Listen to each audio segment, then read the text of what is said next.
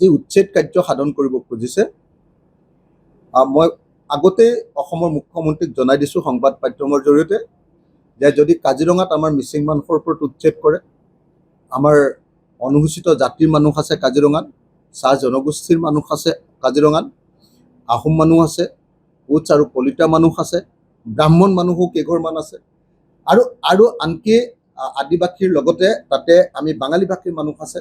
সেই মানুহবিলাকক উচ্ছেদৰ জাননী দিছিলে মাটি লৈ ল'ম বুলি। এতিয়ালৈকে সেইটোত এই মুহূৰ্তত কৰা নাই। মই মুখ্যমন্ত্ৰীক জনাই থৈছিলোঁ আৰু তেখেতে ডিচিক জনাইছিলে, তাৰ ফলস্বৰূপে উচ্ছেদটো বন্ধ হৈছিলে।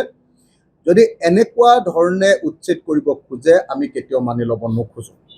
আনহাতে উৰিয়াম ঘাটত মুছলমান মানুহ আৰু মেৰাপানীত মুছলমান মানুহৰ উচ্ছেদ যিটো কৰিব খুজিছে, মই জনামতে এই মানুহবিলাক বিদেশী মানুহ নহয়। চৰকাৰে প্ৰথমতে নথি পত্ৰখিনি চাই ল'ব লাগে। চৰকাৰে তেওঁলোকে কেতিয়াৰ পৰা তাত বহিছে সেইটো চাই ল'ব লাগে।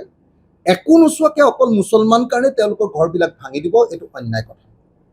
এইটোক আমি কেতিয়াও সমৰ্থন নকৰোঁ। অকল মুছলমান কাৰণে ঘৰ ভাঙি দিব। তেওঁলোক বিদেশী হয় নেকি তাক পৰীক্ষা কৰিব লাগে। আৰু যদি বিদেশী হয়, কিন্তু মই হিমন্ত বিশ্ব শৰ্মাৰ লগত ময়ো একেলগতে বুলডোজাৰ উঠি যাম উচ্ছেদ কৰিব। তেওঁলোকক একদম বাংলাদেশত খেদিবৰ কাৰণে মই যাম। কিন্তু সেইটোকে নকৰি অকল মুছলমান বুলি যদি মানুহক আক্ৰমণ কৰে, আপোনালোকক মই ক'লোৱে যে লখিমপুৰত যিটো উচ্ছেদ কৰিলে, কৈ দিলে যে বাংলাদেশীক উচ্ছেদ, গৈ দেখিলোঁ যে ষাঠিঘৰ আমাৰ খিলঞ্জীয়া মুছলমানক কৰিলে গৰিয়াক। তাত দেখিলোঁ যে 20 ঘৰ আদিবাসী মানুহক উচ্ছেদ কৰিলে, 4 ঘৰ আমাৰ আহোম মানুহক উচ্ছেদ কৰিলে, 4 ঘৰ আমাৰ অনুসূচিত জাতি এঘৰ আমাৰ অনুসূচিত জাতি মানুহক উচ্ছেদ কৰিলে, এঘৰ আমাৰ কলিতা মানুহক উচ্ছেদ কৰিলে। তো সেইটো এতিয়া উৰিয়াম ঘাট বা আপোনাৰ মেৰাপানীত যিটো কৰিবলৈ লৈছে, মই ভাবোঁ যে উচ্ছেদ কৰাৰ আগতে সম্পূৰ্ণৰূপে ডকুমেণ্ট চেক কৰি লোৱা দৰকাৰ। তেওঁলোকে ভাৰতীয় মানুহ হয়নে নহয়, তেওঁলোক তাত কেতিয়া বহিছে। মই যিমান দূৰ জানো, মেৰাপানীত যেতিয়া আন্দোলন কৰিছিলোঁ দৈয়াঙৰ মানুহৰ মাটিৰ পট্টাৰ কাৰণে, সেই মানুহবিলাকৰ মাটিৰ পট্টাৰ কাৰণেও আমি একেলগতে কৈছিলোঁ। কাৰণ দৈয়াঙত বাকী মানুহবিলাক যেতিয়া বহিছে, সেই মুছলমান মানুহবিলাকো তেতিয়াই বহিছে। আৰু সেইটো ঠাইত যিখিনি মানুহ বহিছে, সেইখিনি ঠাইত অকল মিয়া মানুহ নহয়, কেইঘৰমানহে মিয়া মানুহ আছে, বেছিভাগ গৰীয়া মানুহ আছে। মোৰ নিজৰ এজনী বাইদেউ JB কলেজত একেলগতে পঢ়া এলেনা বাইদেউৰ ঘৰ তাতে। সেই মুছলমান মানুহৰ ঘৰবিলাকো ভাঙিব নেকি তেতিয়াহ'লে? এইবিলাকতো গৰীয়া খিলঞ্জীয়া চাৰ্টিফিকেট দিয়া গৰীয়া মানুহ। আজি মেৰাপানীত সেই মুছলমান আমাৰ খিলঞ্জীয়া মানুহবিলাকৰ ঘৰো ভাঙিব নেকি তাৰমানে? এইটো দুৰ্ভাগ্যজনক কথা। আজি মুছলমান হ'ল বুলিয়ে য'তে ত'তে আক্ৰমণ কৰিব, এইটো কোন গণতান্ত্ৰিক মানুহে এইটো কথা মানি ল'ব কওকচোন? আমি ৰাইজৰ দলে নামানো। গতিকে এতিয়া বাংলাদেশী য'তে ত'তে যে চাপ দিছে, প্ৰথমতে পৰীক্ষা নিৰীক্ষা কৰক, আৰু পৰীক্ষা নিৰীক্ষা কৰাৰ পাছতে সিদ্ধান্ত গ্ৰহণ কৰক। আৰু যদি সঁচাকৈ বাংলাদেশী আছে, হিমন্ত বিশ্বৰ লগত একেখন বুলডোজাৰতে উঠি ঘৰ ভাঙিবৰ কাৰণে আৰু একেলগতে গাড়ীত তুলি বাংলাদেশত পঠিয়াই দিবৰ কাৰণে ময়ো হিমন্ত বিশ্ব শৰ্মাৰ লগত যাম। বিজেপি চৰকাৰে আজিকালি নিজৰ ইচ্ছামতে গোটেই নেৰেটিভটো বনাই দিয়ে। উচ্ছেদিত মানুহে পুলিচক আক্ৰমণ কৰা নাই, পুলিচে উচ্ছেদিত মানুহক আক্ৰমণ কৰিছে। আৰু উচ্ছেদিত মানুহক যেতিয়া নিৰ্বিচাৰে আক্ৰমণ কৰিছে, তেতিয়াহে উচ্ছেদিত মানুহে ৰিটেলিয়েট কৰিছে। কোনো পুলিচ নিহত হোৱা নাই। আপুনি চাগে আহত বুলি ক'ব কৈছিলে, কিন্তু কোনো পুলিচ নিহত হোৱা নাই। মৃত্যু ঘটিছে এজন সাধাৰণ মানুহৰ, দুজন মানুহৰ মৃত্যু ঘটিছে। আৰু বহু মানুহে আঘাতপ্ৰাপ্ত হৈছে, চিৰিয়াছলি আঘাতপ্ৰাপ্ত হৈছে। মই জনামতে এজন পুলিচে অকণমান শিলগুটি এটাত আঘাতপ্ৰাপ্ত হৈছে। তাৰ বাহিৰে পুলিচৰ বিশেষ একো আঘাত নাই। কিন্তু বিজেপি চৰকাৰে সংবাদ মাধ্যমৰ জৰিয়তে প্ৰচাৰ কৰিছে যে ৰাইজেহে পুলিচক আক্ৰমণ কৰিছে, ৰাইজেহে মানে পুলিচক আক্ৰমণ কৰি ধৰাশায়ী কৰি দিছে।